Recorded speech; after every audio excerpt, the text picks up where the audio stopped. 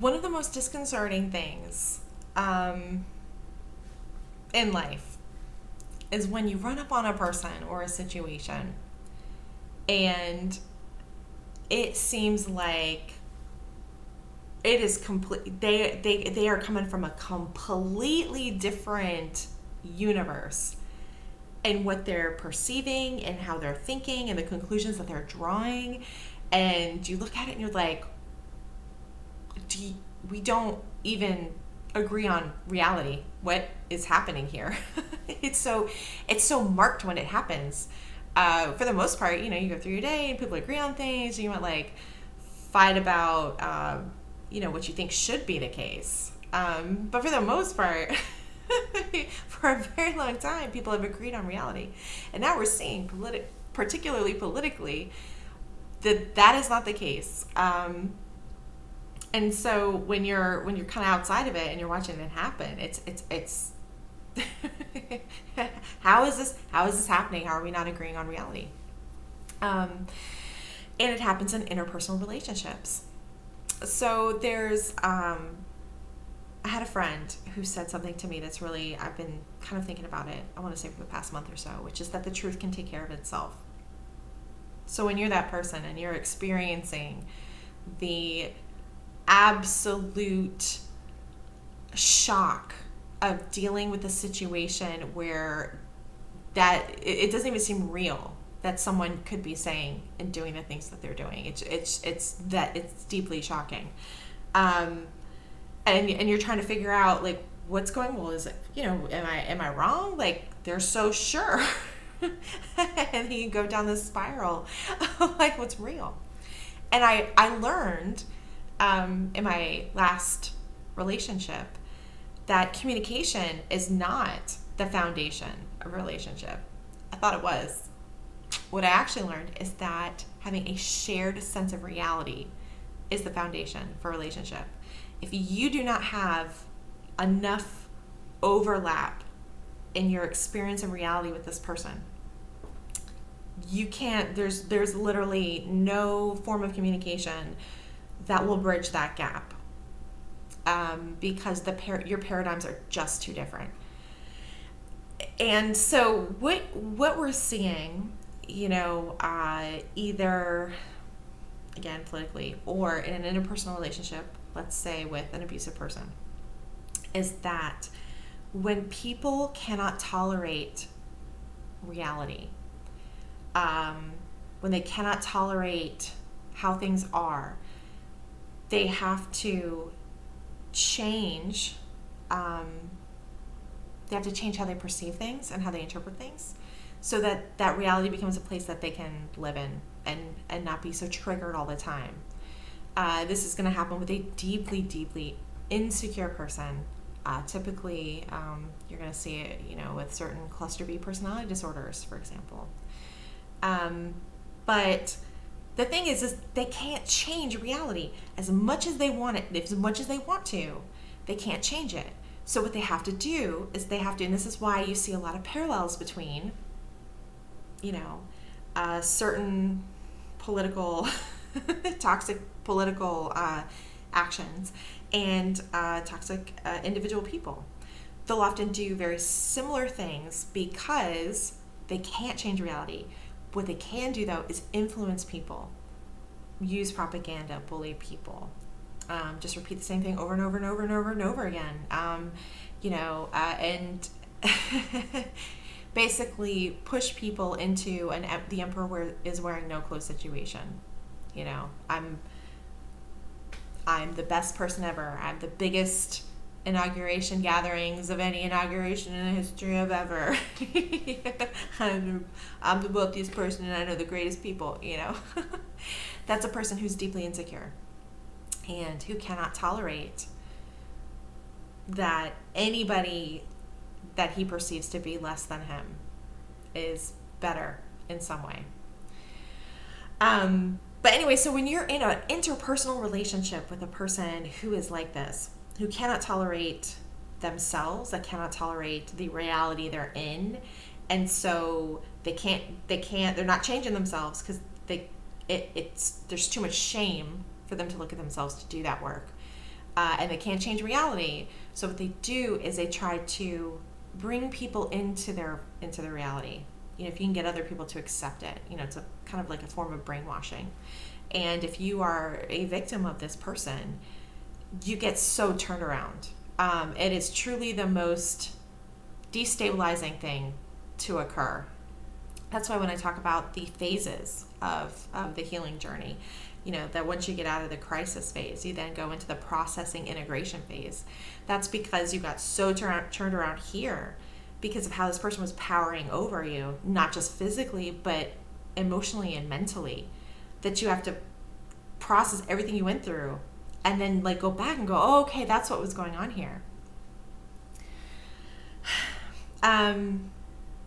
There were times when my ex would say things to me and I would think, wait, what? How, what?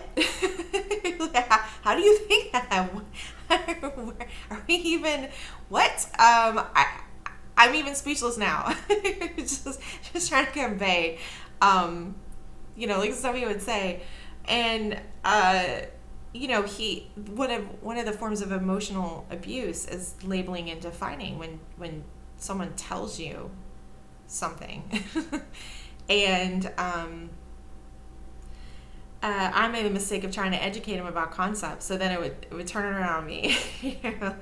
I'd say yeah, you were angry, and he's like, no, that's labeling and defining. You can't tell me how, you can't tell me that I was angry. You don't know that. You're not inside me. That's defining. That's emotionally abusive. But at some point, if you're the person on the other side, you're like, no, but you're angry. If you are not angry, you're literally doing everything that anger looks like. This is, you get to a point where you start arguing about oh, what's the color blue or whatever. So every once in a while though, I would say something to him and it would be true enough that he could, he'd have to spin it. He couldn't just deny it. So I think at one point I said to him, you date girls in vulnerable situations. I was in an abuse situation when we met. The girl that he left me for and then cheated on me with, she had just gotten out of an abusive situation, and guess who's popping on in, and not only popping on in, but being really controlling about what she and I were doing, ways we were wrong. The best thing that I can think of when you get so turned around is to go, okay, well, let's say what they're saying is accurate and true, right? Let's just as a hypothetical mental experiment, let's say, okay, sure, yeah. Let's say, everything you're saying is accurate. Where does that lead us? So, for example, let's say Donald Trump did, in fact, have the largest inauguration of any president in modern history, Okay, why are you talking about this? Why is this important to you? Why is this a point of pride? What does this mean to you? What is the significance of it? And that still shows you what kind of a person he is. The truth is still there. So with this person, with the person that I was dating, where we were arguing about reality, you're like, what happened?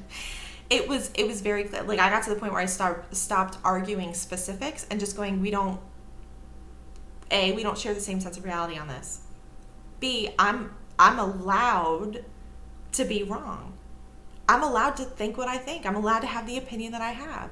And it still makes it so apparent how controlling he was being, because he couldn't tolerate that I thought differently, that I felt differently, that I had a different opinion. Still controlling. It still existed. Reality can take care of itself. I think victims of abuse get very triggered by abusers who do this, and if then you feel, because you are being personally attacked, you feel personally attacked. You want to defend yourself, and one of the best things to do is to not defend yourself. Go, okay, let's say you're right. What am I looking at here? Okay, so if he's right and I'm abusive and I'm wrong and I'm doing all these horrible things, everything you're saying is correct, but I adamantly disagree because I think differently. What's your responsibility in the situation? Your responsibility in the situation is to walk away. It's not to try and force me into agreeing with you. It's not to try to control me. It's not to try and make me feel differently. The fact that I got to the point where I was like, well, I get to be wrong. Of course, I don't, I didn't think I was wrong necessarily in that moment, but, as a human person who's fallible and makes mistakes, I can't discount the possibility that I'm wrong. But at its core, you take that out of it. You go, yeah, you know what? I get to be wrong. That's a thing that I get to do. As long as we are not controlling or powering over other people, we get to have the perspectives that we have. We get to be wrong. So they really give themselves away every single time. The emperor has no clothes. When you,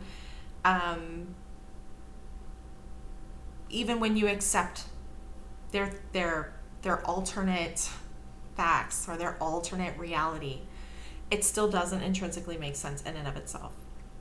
So if we that are experiencing this disconnect and we're watching it and it's so destabling and disconcerting, and it's like, how do I live in this environment, in this experience, just have trust and have faith. The truth can take care of itself. And we don't need to prove we're wrong, because if we're right, it'll bear out. It'll bear fruit. The truth will show itself eventually. Maybe not on a timeline that we're even around for, but just know that people who are trying to force others into accepting their reality, that's not sustainable. It just isn't sustainable. And I think, one thing that kind of, for me personally, breaks my heart about President Trump, because when you read about his early childhood experiences, oh my God, no kid ever should have ever had to experience that. And that he went into the world as a, wealthy, privileged, but abuse victim. And so all of the coping mechanisms that he had for dealing with what his dad did, for dealing with his home situation, no one was in a position of power to tell him no. No one loved him enough to tell him no. And so he continued this, trajectory of just bullshitting and powering over and abusing and lying, taking advantage of people, etc. And I fully believe he thought that being in the highest office in the land would finally make him happy, that he'd get all the adoration that he wanted.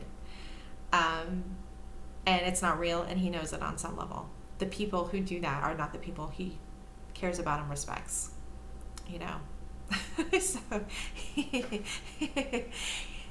the way he is, the way he thinks, the way he feels is its own karma.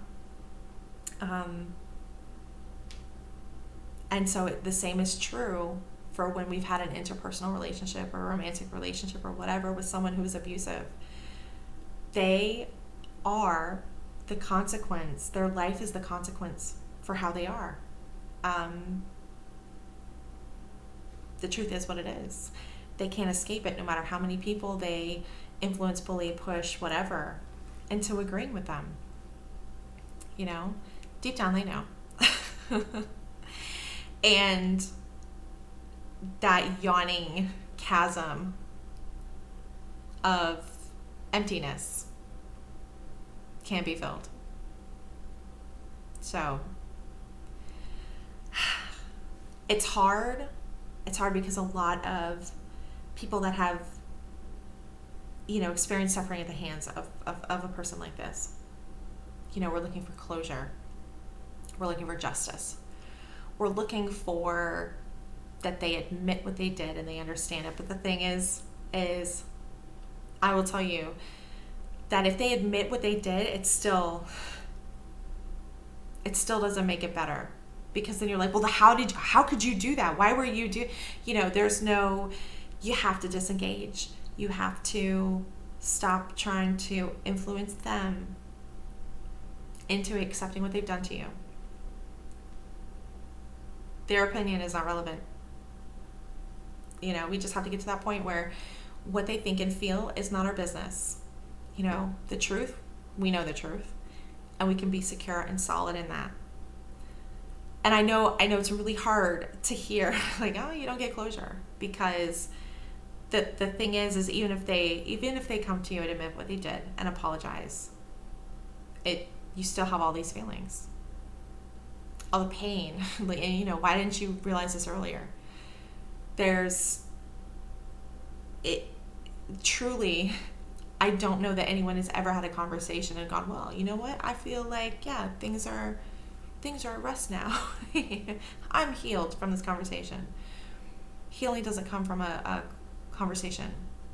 Healing doesn't come from that kind of closure.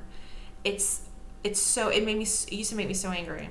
The quote that, like, we give ourselves closure, because it's like, no, I deserve justice. I deserve, for this person to acknowledge what they did to me. I deserve an apology. I deserve restitution. I deserve whatever.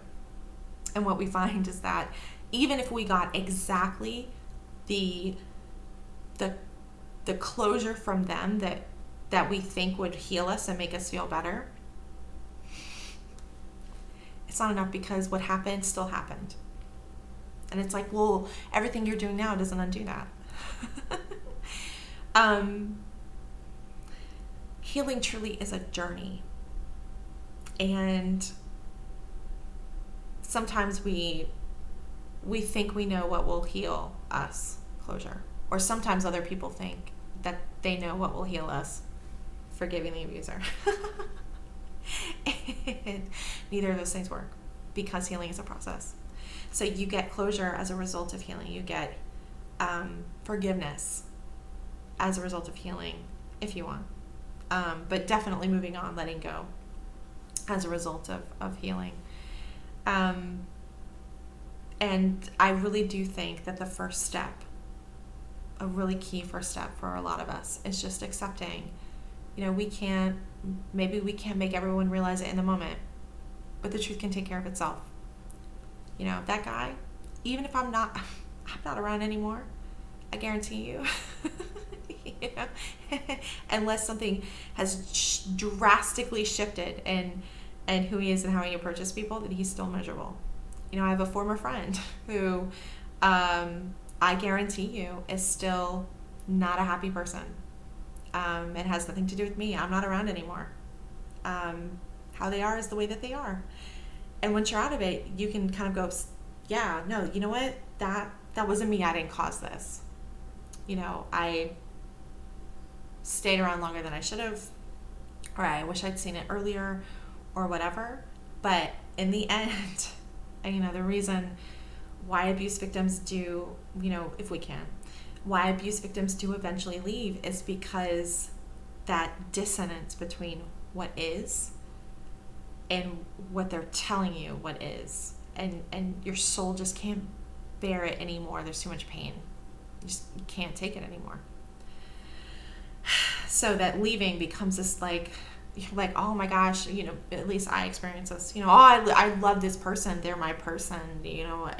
I wish we were together, but God, I'm so happy and relieved when I'm not around them. And it takes a while. It takes a while to come out of the romantic brainwashing or the political brainwashing. It will happen. We'll know it politically when suddenly all the Republicans are like, oh, I'm a libertarian now. I'm independent. That's how we get these shifts. So just know that even when we're in it and it just seems incomprehensible, just have faith that what is true, and that can help you kind of let go and go, this is not my business. I don't have to convince anybody of anything. I know what's true. I'm making the decisions that are best for me. And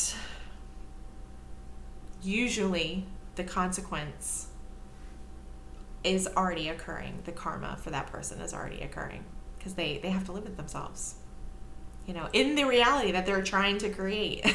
But because it's not true, they keep having to do it over and over and over again. It's exhausting. It's exhausting. It has to be exhausting living like that.